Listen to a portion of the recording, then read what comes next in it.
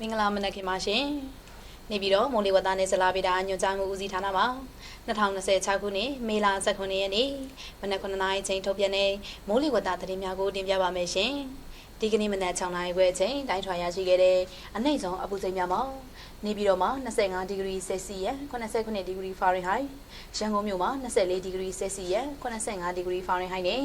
မန္တလေးမြို့မှာ29ဒီဂရီဆယ်စီယပ်81ဒီဂရီဖာရင်ဟိုက်တို့ဖြစ်ကြပါတယ်ဒီကနေ့မနက်6:00နာရီခွဲအချိန်မိုးလေဝသကြိုတူမှာဖန်ယူရရှိတဲ့ပုံအရကပလီပင်လယ်ပြင်နဲ့ဘင်္ဂလားပင်လယ်အော်ရှေ့တောင်ပိုင်းတို့မှာတိတ်ထူထပ်နေပြီးဘင်္ဂလားပင်လယ်အော်မြောက်ပိုင်းမှာတိမ်ရနေငယ်ဖြစ်ထွန်းနေကောင်ကျန်ဘင်္ဂလားပင်လယ်အော်မှာတိမ်တင်မှာတိတ်ထူထပ်နေပါတယ်မြန်မာနိုင်ငံပေါ်မှာကတော့မန္တလေးတိုင်းဒေသကြီးရှမ်းပြည်နယ်မြောက်ပိုင်းရန်ကုန်တိုင်းဒေသကြီးမွန်ပြည်နယ်နဲ့တနင်္သာရီတိုင်းဒေသကြီးတို့မှာမိုးတိမ်တောင်များဖြစ်ထွန်းနေရရှိပြီးအဆိုပါမိုးတိမ်တောင်များရွှေလျာရာနေရာတွေရှောင်းမှာမိုးရွာသွန်းခြင်းနဲ့အတူလေပြင်းတိုက်ခတ်ခြင်းမိုးထစ်ချုံခြင်းမိုးကြိုပစ်ခြင်းလျှက်စီးလက်ခြင်းနဲ့မိုးတိကျွေးခြင်းစတဲ့မိုးလေဝသဖြစ်စဉ်များဖြစ်ပေါ်နိုင်မှာသဖြင့်ကြိုတင်သတိပြုနိုင်မှာရန်အကြံပြုအပ်ပါတယ်။ကျန်တိုင်းဒေသကြီးနယ်ပြည်နယ်များမှာတိမ်နှင်းငယ်မှာတိမ်တင်ဖြစ်ထွန်းနေတာကိုတွေ့ရပါတယ်။ဘင်္ဂလားပင်လယ်အော်အခြေအနေကတော့ကပလီပင်လယ်ပြင်နဲ့ဘင်္ဂလားပင်လယ်အော်ရှေ့တောင်ပိုင်းတို့မှာမုတ်တုံလေးအားကောင်းနေပြီးဘင်္ဂလားပင်လယ်အော်မြောက်ပိုင်းမှာတိမ်ရနေငယ်ဖြစ်ထွန်းနေက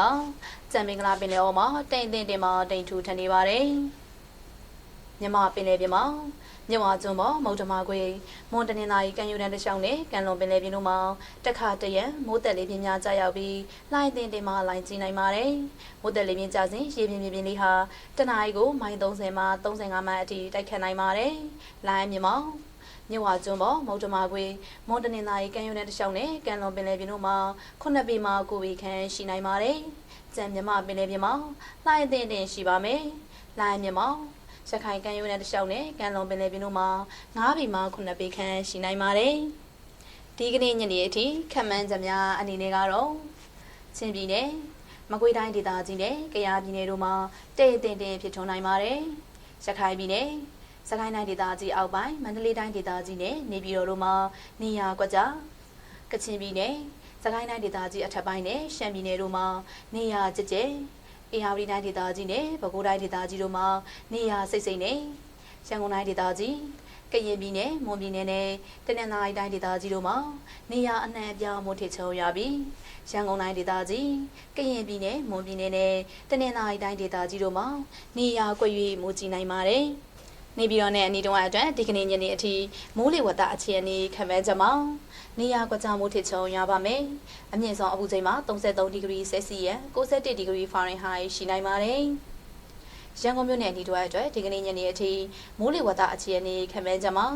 မိုးတစ်ချိန်တစ်ချိန်ထစ်ချုံရပါမယ်။အမြင့်ဆုံးအပူချိန်မှာ32ဒီဂရီဆယ်စီယပ်90ဒီဂရီဖာရင်ဟိုက်ရှိနိုင်ပါတယ်။မန္တလေးမြို့နယ်အနီးတစ်ဝိုက်အတွက်ဒီကနေ့ညနေအထိမိုးလေဝသအခြေအနေခန့်မှန်းချက်မှာနေရာကွက်ကြားမိုးထစ်ချုံရပါမယ်။အမြင့်ဆုံးအပူချိန်မှာ39ဒီဂရီဆယ်စီယပ်69ဒီဂရီဖာရင်ဟိုက်ရှိနိုင်ပါတယ်။နောက်နေ့ရက်အတွက်ခန့်မှန်းချက်များအနေနဲ့ကတော့ကရင်ပြည်နယ်မွန်ပြည်နယ်နဲ့တနင်္သာရီတိုင်းဒေသကြီးတို့မှာ